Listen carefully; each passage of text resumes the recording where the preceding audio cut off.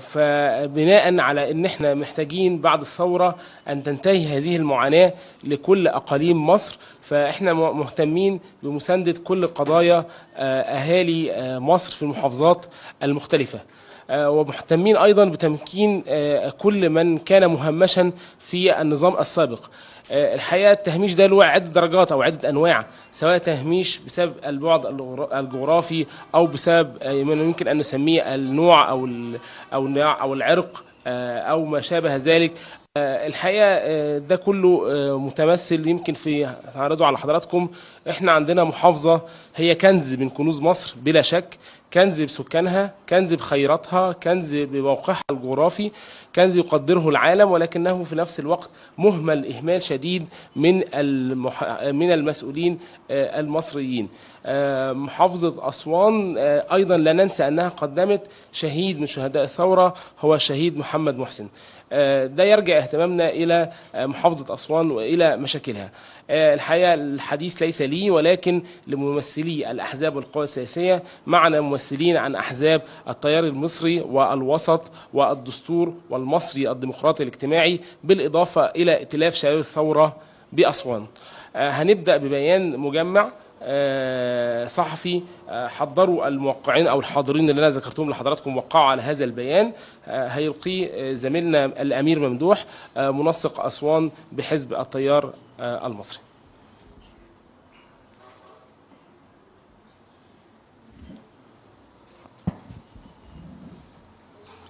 بسم الله الرحمن الرحيم.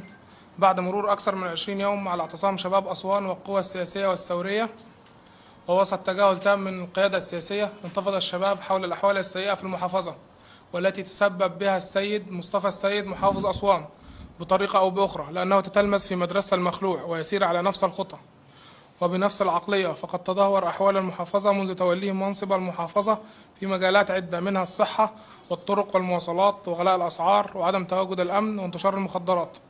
وواضح هذا التدهور بشكل كبير في مستشفى أسوان العام، حيث لا توجد مستشفى مجهزة لاستقبال حالات الطارئة على مستوى المحافظة، وتوقف معظم مشروعات الصرف الصحي بالمحافظة بعد أن قامت بإتلاف الطرق ولم تستكمل عملها.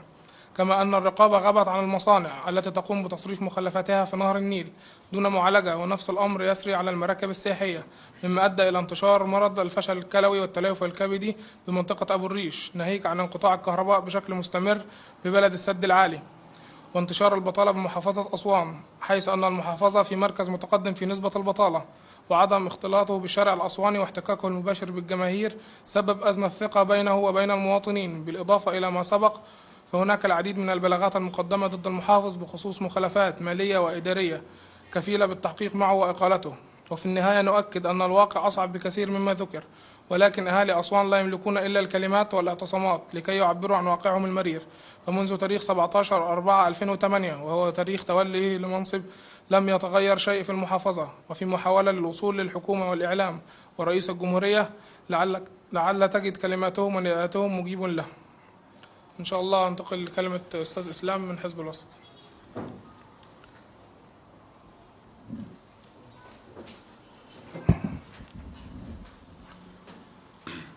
بسم الله الرحمن الرحيم. إسلام أسامة، حزب الوسط، أسوان. أعوذ بالله من الشيطان الرجيم. بسم الله الرحمن الرحيم. ولا يجرمنكم شنآن قوم ألا تعدلوا، اعدلوا هو أقرب للتقوى. صدق الله العظيم.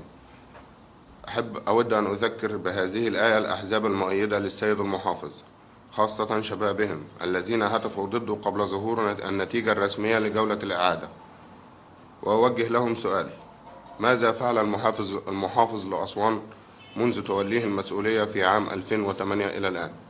وستكون الإجابة لا شيء.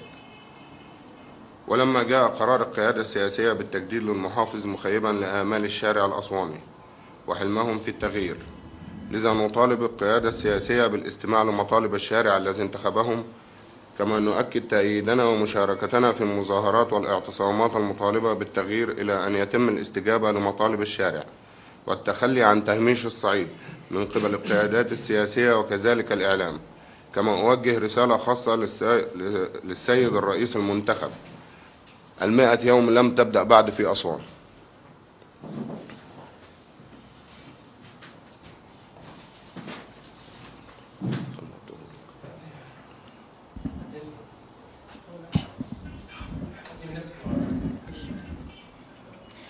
بسم الله الرحمن الرحيم.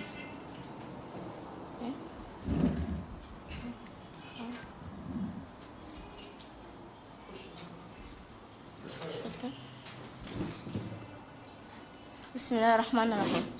علا عادل، حزب الدستور أسوان. منذ بدء الاعتصام أمام مبنى المحافظة لا أحد يتحرك من أجل معرفة أو تحقيق مطالب المعتصمين، ألا وهي رحيل المحافظ أسوان، بل على العكس لا زال النظام يسير على درب النظام السابق من عدم الاهتمام بمطالب جنوب الصعيد، وهو ما يؤدي إلى سياسة المحافظ تسير على نفس الدرب الذي انتهجه المخلوع دون أي تغيير، فهو لا يزال يستخدم الأساليب القمعية في محاربة الحرية، وأيضا استخدام التعصب القبلي في تفرقة الشعب الأسواني، ومنها أيضا سلبيته المتناهية في حل المشاكل المجتمعية لأهالي أسوان. ولهذا وإيمانا منا بدور الحزب في مجتمع أسوان قررنا المشاركة في الاعتصام الداعي له القوى الشبابية والثورية السياسية، وطالبنا برحيل رجل مبارك لأسباب التي تم ذكرها في البيان السابق. وسؤالي الآن للسيد الرئيس محمد مرسي، ما هي الأسباب المقنعة التي تم بناء عليها التجديد لمحافظ أسوان؟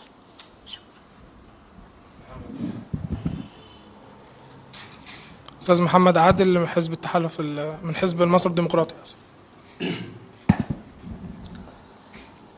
بسم الله. اعتبار الحزب المصري الديمقراطي حزب وليد للثورة المصرية ويسعى لتحقيق أهدافها، نرفض استمرار السيد اللواء مصطفى السيد كمحافظ لأسوان بسبب تبنيه موقف مضاد للثورة منذ اندلاعها، ولوجود أيضا تحفظات إدارية في المحافظة، منها تردي في خطة التنمية في المحافظة وتأخر المجال السياحي منذ توليها ذا المنصب. وهناك أيضا تدهور في البنية التحتية في المحافظة من كهرباء وصرف صحي الذي يعتبر آفة للمحافظة، وأيضا بسبب اتباعه نفس نهج النظام البائد وسبب خلفيته العسكرية يسير على نهجين في اختلاق الفتن والمشاكل بين القبائل وأهالي أسوان، مما يؤدي إلى تفتت في النسيج الوطني بين الشعب في أسوان. وإيمانا بالحزب المصري الديمقراطي الاجتماعي من مبدأ التغيير واستنادا للأسباب التي ذكرت في هذا البيان المشترك، نطالب برحيل المحافظ. شكرا. ماشي، اتفضل. هو الحقيقه طبعا يعني بعد الكلمات لممثلي الاحزاب السياسيه باسوان، في عندنا شيء مهم جدا حابين نعرضه على حضراتكم، وهي البلاغات المقدمه ضد محافظ اسوان.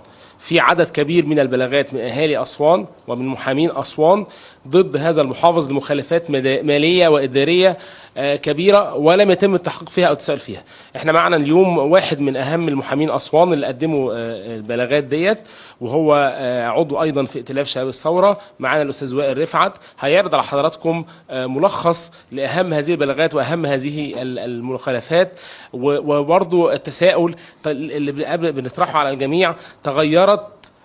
تغيرت حكومة نظيف التي جاء فيها مصطفى السيد، ثم جاءت حكومة شفيق، ثم جاءت حكومة عصام شرف، ثم حكومة الجنزوري، ثم حكومة هشام أنديل، وتغير المبارك، وجاء المجلس العسكري، وجاء محمد مرسي، ولم يتم تغيير محافظ أسوان بالتحديد. السر ده شيء غامض ولا نجد إجابة حتى الآن شافية. أهالي أسوان لا يجدوا إجابة شافية من المسؤولين سواء في حكومة أنديل أو من رئاسة الجمهورية أو غيرها. فنتمنى بعد هذه البلاغات أن تجد أذان صاغية وأن يتم التحقيق مع محافظ أسوان. اتفضل أستاذ وائل رفعت.